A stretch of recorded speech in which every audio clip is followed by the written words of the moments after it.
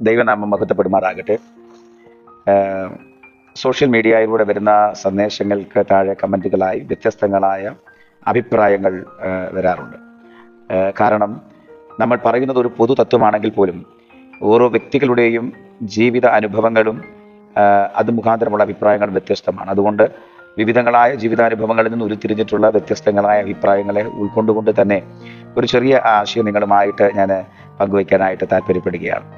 അതിലെ പ്രധാന ചിന്താ വിഷയം എന്ന് പറയുന്നത്, നാം ആരായിരിക്കണം എന്ന് നമുക്ക് തന്നെ ഒരു പരിധിവരെ തീരുമാനിക്കാനായിട്ട് പറ്റും. ഒരു പരിധിവരെ ആദ്യം അത് ഞാനൊരു കുടുംബ ബന്ധത്തിൻ്റെ പശ്ചാത്തലത്തിൽ ചിന്തിക്കാനായിട്ട് താല്പര്യപ്പെടുക. ചില വീടുകളിൽ ഭാര്യമാരുടെ അടുക്കളപ്പണിക്കാരിയെ പോലെയോ അലക്കുകാരിയെ പോലെയോ ഒരു പാചകക്കാരിയെ പോലെയോ ഒക്കെ ജീവിതം ദുസ്സഹമായി തള്ളി നിൽക്കുന്ന അനുഭവങ്ങളുണ്ട്. ചില വീടുകളിൽ ഭാര്യമാർ അവരുടെ ഭർത്താക്കന്മാരുടെ വൈകാരിക ആസക്തിക്ക് ശമനം വരുത്തുന്ന ഒരു യന്ത്രമായി മാത്രം അവശേഷിച്ചിരിക്കുകയാണ്. ഞാൻ അങ്ങനെ ഒരു പ്രയോഗം നടത്തുന്ന വിവിധ ഏജുകളിലുള്ള ആളുകൾ സോഷ്യൽ മീഡിയയിൽ ചിലപ്പോൾ എൻ്റെ സന്ദേശം കേൾക്കുന്നുണ്ടെങ്കിൽ എന്ന് കരുതിയാണ്. അങ്ങനെ ജീവിതം ദൗർഭാഗ്യകരമായി തള്ളി നീക്കലായി എന്നും പരാതികളും പരിഭവങ്ങളും വഴക്കുകളും തുടർന്ന് വിവാഹ മോചന പരിശ്രമങ്ങളും ഒക്കെ ആയിട്ട് ദുരിതപൂർണമായ ഒരു നരകതുല്യമായ അനുഭവത്തിലൂടെ പോയിക്കൊണ്ടിരിക്കുന്ന കുടുംബങ്ങളുണ്ട്.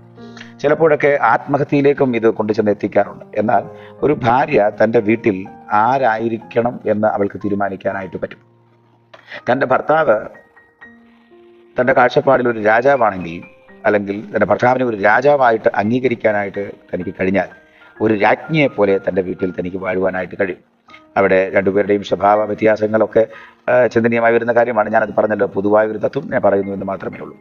അപ്പം ഭർത്താവിനെ ഒരു യാചകനായിട്ടാണ് കാണുന്നതെങ്കിൽ, ഒരു യാചകന്റെ ഭാര്യയായിട്ട്, അല്ലെങ്കിൽ ഒരു തരം താഴ്ന്ന നിലവാരത്തിലാണ് ഭർത്താവിനെ കാണുന്നതെങ്കിൽ, അങ്ങനെ ഒരു മനുഷ്യന്റെ ഭാര്യയായിട്ടായിരിക്കും നിങ്ങളുടെ ഭവനത്തിൽ കാണുന്നത്. മറ്റുള്ളവരുടെ മുമ്പിൽ, സമൂഹത്തിൽ, കുടുംബത്തിൽ, ബന്ധുക്കളുടെയും ചർച്ചക്കാരുടെയും ഇടയിലൊക്കെ ഭർത്താവിന് നമ്മൾ എന്ത് മാന്യതയാണോ കൊടുക്കുന്നത്, അതാണ് നമ്മുടെ മാന്യത എന്ന് പറയുന്നത്. ഓരോ ഭാര്യമാരും അവരുടെ കുടുംബത്തിൽ രാജ്ഞിമാരായിട്ട് വാഴട്ടെ എന്ന് ഞാൻ ആഗ്രഹിക്കുകയാണ്. അപ്പോൾ ഭർത്താവിന് കൊടുക്കുന്ന ബഹുമാനവും സ്നേഹവും കരുതലും തൻ്റെ തന്നെ നിലവാരത്തിൻ്റെ ഉയർച്ചയ്ക്ക് കാരണമായി തീരും എന്നതുകൊണ്ട് ആ കാര്യങ്ങൾ ചിന്തിച്ചൊരു രാജ്ഞിയെപ്പോലെ വാഴുവാനായിട്ട് കഴിയട്ടെ. ഇനി ഭർത്താക്കന്മാരോടുള്ള ബന്ധത്തിൽ പറയുകയാണെങ്കിൽ, ഭർത്താവ് തൻ്റെ ഭാര്യയെ തൻ്റെ നൽപകുതി എന്ന് പറയുമ്പോൾ ബെറ്റർ ഹാഫ് എന്നൊക്കെ നമ്മൾ പറയത്തില്ലേ, അപ്പം അങ്ങനെ അംഗീകരിക്കുകയാണെങ്കിൽ തനിക്ക് ഒരു മുഴു മനുഷ്യനായിട്ട് ജീവിക്കാം എന്ന് പറഞ്ഞതിൻ്റെ ആശയം ബൈബിൾ പഠിപ്പിക്കുന്നത്, ഇനി മേലാൽ നിങ്ങൾ രണ്ടല്ല ഒന്നാകുന്നു എന്നാണ്. ഒരു മനുഷ്യനും തൻ്റെ പകുതി ശരീരത്തിന് വേണ്ടി ഒന്നും ചെയ്യത്തില്ല. കഴിക്കുന്ന ആഹാരമാണെങ്കിലും, ഉടുക്കുന്ന വസ്ത്രമാണെങ്കിലും, ശ്വസിക്കുന്ന വായുവാണെങ്കിലും, അങ്ങനെ എല്ലാം ഓരോ മനുഷ്യനും ആ മനുഷ്യൻ്റെ മുഴു ശരീരത്തിന് വേണ്ടിയാണ് ചെയ്യുന്നത്. പകുതിയായിട്ട് ആരും ഒന്നും ചെയ്യാറില്ല. അപ്പം തനിക്ക് വേണ്ടി തന്നെ ഒന്നും ചെയ്യാതെ തൻ്റെ ബെറ്റർ ഹാഫ് ആയിരിക്കുന്ന തൻ്റെ ശരീരത്തിൻ്റെ പകുതി തൻ്റെ ഭാര്യയാണ് എന്ന് മനസ്സിലാക്കിക്കൊണ്ട് കാര്യങ്ങൾ ചെയ്യുകയാണെങ്കിൽ, ചുരുക്കത്തിൽ സ്നേഹത്തോടെയും കരുതലോടെയും തൻ്റെ കുടുംബത്തോടുള്ള എല്ലാ ഉത്തരവാദിത്തങ്ങളും കൃത്യമായി നിർവഹിക്കുകയാണെങ്കിൽ, ഭാര്യ സ്വന്തം ശരീരമായിട്ട് കണ്ടാൽ ഒരു മുഴു മനുഷ്യനായിട്ട് തനിക്ക് ജീവിക്കാനായിട്ട് പറ്റും. ഇല്ലെങ്കിൽ ഒരു പകുതി മനുഷ്യൻ, ഒരു പകുതി മൃഗമായിട്ട് ജീവിക്കാനായിട്ട് പറ്റത്തുള്ളൂ. അപ്പം ഇനി സഭയോടുള്ള ബന്ധത്തിൽ പറയുകയാണെങ്കിൽ, ചിലർ പറയാറുണ്ട്, സഭയിൽ ഞങ്ങൾക്കൊരു സ്ഥാനവുമില്ല, സഭയിൽ ഞങ്ങൾക്ക് ഒരു അംഗീകാരവുമില്ല, സഭയിൽ ഞങ്ങളെ ആരും മാനിക്കുന്നില്ല, ഞങ്ങളെ അംഗീകരിക്കുന്നില്ല എന്നൊക്കെ ചിലർ പറയും. അത് നിറത്തിൻ്റെ വ്യത്യാസം കൊണ്ടാണ് എന്നോ, അല്ലെങ്കിൽ പിന്നെ പണം കുറവായതുകൊണ്ടാണോ എന്നൊക്കെ ചിലർ പറയും. ശരിക്കും പറഞ്ഞാൽ ഞാൻ ഇങ്ങനെയുള്ള പരാതി പറയുന്ന ആൾക്കാരെ മനസ്സിലാക്കിയെടുത്തോളം, എത്രയോ സഭകളിൽ പണമില്ലാതിരുന്നിട്ടും നല്ല നിറത്തിനുടമയായിരുന്നിട്ടും അവർ വളരെ സഭയ്ക്കകത്ത് അംഗീകരിക്കപ്പെടുകയും ഉൾക്കൊള്ളപ്പെടുകയും ചെയ്തിരിക്കുന്നതായ സാഹചര്യങ്ങൾ, അവർക്ക് സഭയ്ക്ക് അവരെ ഒഴിച്ചുകൂട്ടാൻ വയ്യാത്ത അവസ്ഥയിൽ ആയിരിക്കുന്ന എത്രയോ പേരുണ്ട്. അപ്പോൾ പണമോ നിറമോ ഒന്നുമല്ല അതിനകത്തെ വിഷയമെന്ന് പറയുന്നത്. പിന്നെ ഈ പരാതി പറയുന്ന ആൾക്കാരെ ഞാൻ ശ്രദ്ധിച്ചിടത്തോളം എനിക്ക് മനസ്സിലാക്കാനായിട്ട് പറ്റിയത്, അവരുടെ സഭയിലെ നിഷ്ക്രിയത്വമാണ് അവർ അപ്രധാന വ്യക്തികളായി തീരാനായിട്ട് കാരണമായി തീർന്നത്. സഭായോഗത്തിന് കൃത്യമായി വരാത്ത, അല്ലെങ്കിൽ വരികയാണെങ്കിൽ തന്നെ ആരാധന പകുതിയാകുമ്പോൾ വരുന്ന, പിന്നെ വന്നാൽ തന്നെ ഇരുന്ന് ഉറങ്ങുന്ന, പിന്നെ എഴുന്നേറ്റൊരു സാക്ഷ്യം പോലും പറയാത്ത, ഒന്ന് ശബ്ദമുയർത്തി പ്രാർത്ഥിക്കാത്ത, കൈയടിച്ച് ദൈവത്തെ ഒന്ന് മഹത്വപ്പെടുത്താത്ത, വാ തുറന്ന കർത്താവിനെ ഒന്ന് സ്തുതിക്കാത്ത, സുവിശേഷ പ്രവർത്തനങ്ങളിൽ പങ്കെടുക്കാത്ത, എന്താ പറയുന്നത്, ആത്മീക ഭൗതികമായ കാര്യങ്ങളിലൊന്നും യാതൊരുവിധ സഹകരണവും കാണിക്കാത്ത, ദൈവദാസന് കീഴ്പ്പെടാത്ത, ദൈവവചനത്തിന് കീഴ്പ്പെടാത്ത, കുത്തിത്തിരിപ്പൊക്കെ ഉണ്ടാക്കി ഇങ്ങനെ ഒരു ഒരു ഒരു വല്ലാത്ത പരുവത്തിൽ ഇങ്ങനെ പോകുന്ന ഒരു വ്യക്തിയെ ആര് ബഹുമാനിക്കാനാണ്? ഏത് പാസ്റ്റർ ബഹുമാനിക്കും? ഏത് സഭാംഗങ്ങൾ ബഹുമാനിക്കും? ആരംഗീകരിക്കും? അവർ അംഗീകരിക്കപ്പെടാൻ സാധ്യത കുറവാണ്. പക്ഷേ ഒരു വ്യക്തിയെ അംഗീകരിക്കണം എങ്കിൽ താങ്കൾ ആരായിരിക്കണം എന്ന് താങ്കൾക്ക് തന്നെ തീരുമാനിക്കാം. നിങ്ങളുടെ സഭയിൽ ചുമ്മാ പരാതി പറഞ്ഞിട്ട് കാര്യമില്ല. നമ്മുടെ സഭയിൽ ആരായിരിക്കണമെന്ന് തീരുമാനിക്കാൻ നമുക്ക് തന്നെ തീരുമാനിക്കാൻ പറ്റും.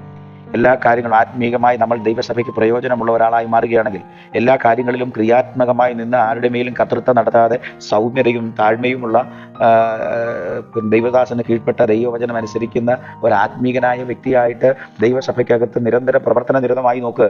നമ്മളെ ഒഴിവാക്കാൻ പറ്റാത്ത വിധം സഭയ്ക്ക് ഒരു അവിഭാജ്യ ഘടകമായിട്ട് നമ്മൾ മാറും. അല്ലാതെ സഭയുടെ ഏതെങ്കിലും മൂല വന്നിരുന്നിട്ട് സ്വത്രാഴ്ച ഇടാൻ ചിലപ്പോൾ ഇട്ടെങ്കിലായി ഇല്ലെങ്കിലായി അങ്ങനെ പോകുന്ന ഒരു പ്രകൃതം കൊണ്ടൊന്നും സഭയ്ക്കകത്ത് അംഗീകരിക്കപ്പെടത്തില്ല. സഭയ്ക്കകത്ത് അംഗീകരിക്കപ്പെടണമെങ്കിൽ അതിന് നമ്മൾ ആരായിരിക്കണമെന്ന്, നമ്മൾ അംഗീകരിക്കപ്പെടണോ വേണ്ടായോ എന്ന് നമുക്ക് തന്നെ തീരുമാനിക്കാനായിട്ട് പറ്റും. അതുകൊണ്ട് സഭയ്ക്കകത്ത് നമ്മൾ എല്ലാവരും ഒഴിവാക്കപ്പെടാൻ പറ്റാത്തതായ ഒരു അവിഭാജ്യ ഘടകം ആയിരിക്കട്ടെ എന്ന് ഞാൻ ആഗ്രഹിക്കുക. ഇനി ശുശ്രൂഷയോടുള്ള ബന്ധത്തിൽ പറയുകയാണെങ്കിലും ദൈവദാസന്മാർക്ക് തീരുമാനിക്കാൻ പറ്റും ദൈവദാസന്മാർ ആരായിരിക്കണമെന്ന്. ഇതിപ്പോൾ സോഷ്യൽ മീഡിയയുടെ ഒരു കാലഘട്ടമാണ്. നമ്മളുടെ വാക്കുകൾ, ക്യാമറ കണ്ണുകൾ ഒപ്പിയെടുത്ത് ലോകത്തിൻ്റെ അങ്ങറ്റം വരെ കൊണ്ട് എത്തിക്കുന്ന സാഹചര്യം. അപ്പം ഒരു സുവിശേഷകർ എന്ന പേര് കൊണ്ടവർ സുവിശേഷം പറയാതെ ചിലപ്പോൾ കോമഡി താരങ്ങളൊക്കെ ആയി മാറുന്ന അവസ്ഥ കണ്ടുകൊണ്ടിരിക്കുകയാണ്. അവർക്ക് ഫാൻസ് അസോസിയേഷനൊക്കെ ഉണ്ടാകാം. കൺവെൻഷനുകളിൽ ആൾ കൂടാൻ വേണ്ടി ചിലപ്പം 4 ദിവസം നടത്തുന്ന, 5 ദിവസം നടത്തുന്ന, 3 ദിവസം കൺവെൻഷൻ നടത്തുമ്പം ഒരു ദിവസം ഈ കൊമേഡിയനെ ബുക്ക് ചെയ്യും. കാര്യം എന്താണെന്ന് ചോദിച്ചാൽ ആൾ കൂടാൻ അത് പ്രയോജനമാണ്. അതുകൊണ്ട് അപ്പോൾ കൺവെൻഷൻ വിജയമായിരുന്നു എന്ന് നമുക്ക് പറയാനായിട്ട് പറ്റുമല്ലോ. അപ്പം അങ്ങനെയുള്ള ചില ക്രമീകരണങ്ങളൊക്കെ ചിലർ ചെയ്യാറുണ്ട്. പിന്നെ എന്താ പറയുന്നത്, ഈ പല്ലിനട കുത്തി മണപ്പിക്കുന്നത് പോലെ എന്താ പറയുന്നത്, മറ്റുള്ളവരെ തകർത്ത് വാരി പറയാൻ ഒക്കെ അത് ഉപയോഗിക്കും. ഇതൊരു ക്രിസ്തീയ പ്രോഗ്രാമാണെന്ന് മനസ്സിലാക്കാൻ വേണ്ടി ഇടയ്ക്കൊക്കെ യേശു ക്രിസ്തുവിനെ കുറിച്ചൊക്കെ പറയും. എന്നിട്ട് വീണ്ടും കോമഡിയിലേക്ക് തന്നെ മടങ്ങിപ്പോകാനായിട്ട് ഇടയാകും. അങ്ങനെയുള്ള ഒരു സാഹചര്യങ്ങളൊക്കെ ഉണ്ട്. അപ്പം ശരിക്കും പറഞ്ഞാൽ ഒരു ഉദാഹരണമോ ഒരു തമാശയോ അല്ലെങ്കിൽ അങ്ങനെ എന്തെങ്കിലും ഒരു കഥയോ ഒന്നും പറയുന്നതിനല്ല ഞാൻ വിമർശിച്ചു ഇങ്ങനെ പറഞ്ഞത്. പക്ഷേ നമ്മുടെ കൺവെൻഷനുകളൊക്കെ കോമഡി പ്രോഗ്രാമുകളായി മാറിക്കൊണ്ടിരിക്കുന്നത് വളരെ നിസ്സഹായ അവസ്ഥയിൽ നമ്മൾ കാണേണ്ട ഒരു സാഹചര്യത്തിലേക്ക് വന്നിരിക്കുക. ഈ കോമഡി കേൾക്കാനും ആളുകൾ ഒത്തിരി വരും. അതുകൊണ്ട് കൺവെൻഷൻ വിജയകരമായിരുന്നു എന്നൊന്നും നമുക്ക് പറയാനായിട്ട് പറ്റത്തില്ല. നമ്മുടെ ശുശ്രൂഷകളിൽ യേശുവിൻ്റെ നാമം ഉയരണം. ആരെയും ഇകഴ്ത്താൻ വേണ്ടിയല്ല ഈ പാവപ്പെട്ട ദൈവമക്കൾ അവർ ആഹാരം കഴിക്കേണ്ട പൈസ എടുത്ത് സ്റ്റേജ് കെട്ടി വരുന്ന ഗസ്റ്റിനെ മാനിച്ച് അവർക്ക് ആഹാരം കൊടുത്ത് ഒരു കൈമടക്കൊക്കെ കൊടുത്ത് മാനിച്ച് അംഗീകരിച്ച് നമുക്കൊരു സ്റ്റേജ് കഷ്ടപ്പെട്ടുണ്ടാക്കി തരുന്നത് മറ്റുള്ളവരെ ഇകഴ്ത്തി പറയാനല്ല, മറിച്ച് കർത്താവിനെ ഉയർത്തി പറയാൻ വേണ്ടിയാണ്. അപ്പം അത് വിട്ടിട്ട് നമ്മൾ കോമഡി ഷോ നടത്തി ഒരു പൂരപ്പരമാക്കി മാറ്റിയിട്ടൊന്നും കാര്യമില്ല. അതിനാൽ ഞാൻ പറഞ്ഞു വന്നതിൻ്റെ കാര്യം, നമ്മൾ ആരായിരിക്കണം, നമ്മളൊരു സുവിശേഷ പ്രവർത്തകനായിരിക്കണോ കൊമേഡിയൻ ആയിരിക്കണോ എന്ന് തീരുമാനിക്കേണ്ടത് നമ്മളാണ്.